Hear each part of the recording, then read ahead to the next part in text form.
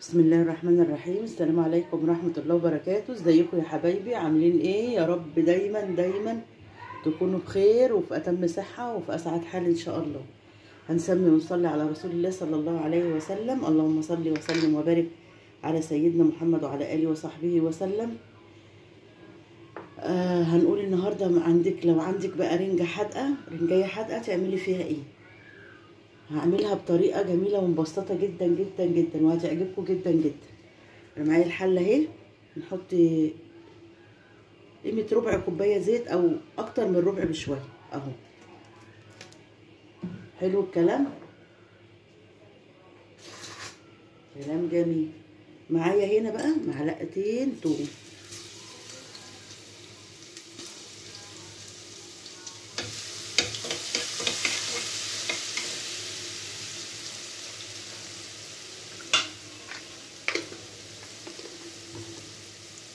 ناس كتير قوي ما تعرفش الطريقه دي، وفي ناس كتير عارفينها، بس متهيألي اللي عارفينها اغلبيتهم قرايبي يعني. اهو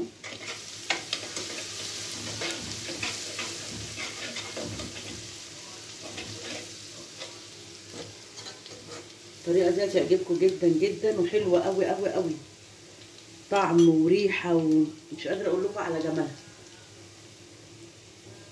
يعني دايما لما بعمل رنجه بخلي منها صحيح واعمل منها بتوم زي كده. اهو التومه عندي احمرت اهي. احط بقى شويه الخل،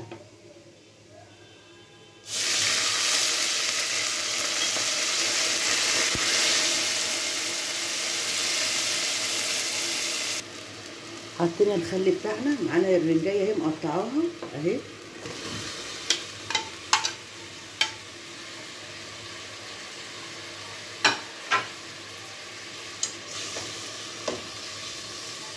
نشوح الرنجايه معايا كده في الثوم والخل، عليها النار شويه.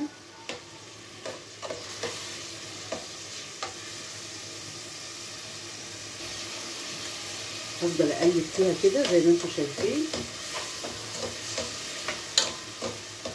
لغايه ما زفاره الرنجه نفسها تروح اهو.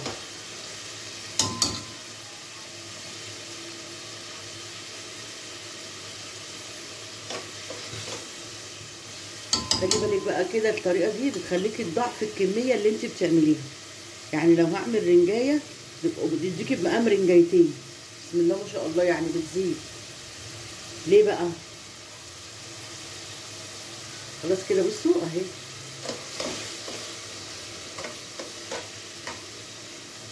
عندي ده قوطه اهي، 4 قطيات وقرنين فلفل حراق.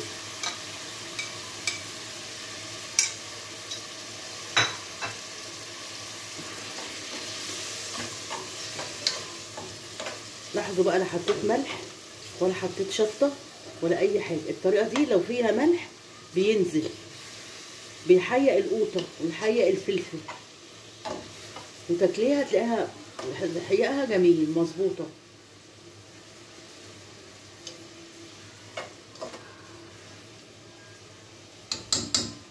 بص الكميه عندي بقت بسم الله ما شاء الله قد ايه،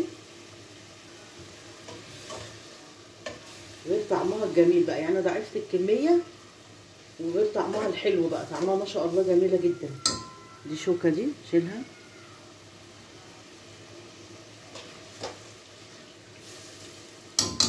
اقلبها بقى نسيبها شويه كده لغايه ما القوطه كمان تدبل معايا.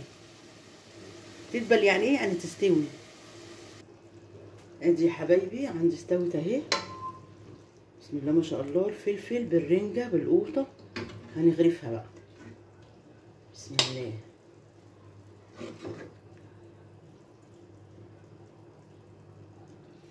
اهو نغرف كمان طبق. ادي يا حبايبي عملنا احلى رنجه وصحه وهنا يا رب للي ياكل اهو. ايه رايكم؟ بصوا بقى انتوا الرنجايه الواحده عملت لي طبقين ازاي ما شاء الله. بصوا اهو، تاكلي بألف صحه وهنا يا رب. كده، ولا بقى فيها حدقان خالص. كده حدقانها نزلت، بقت عدمه. تعملوها وتتهنوا بيها يا رب، والف صحه وهنا للي ياكل. وافتكروني بدعوه حلوه لاختكم يوسف. السلام عليكم ورحمه الله وبركاته، واحلى لايك من ايديكم.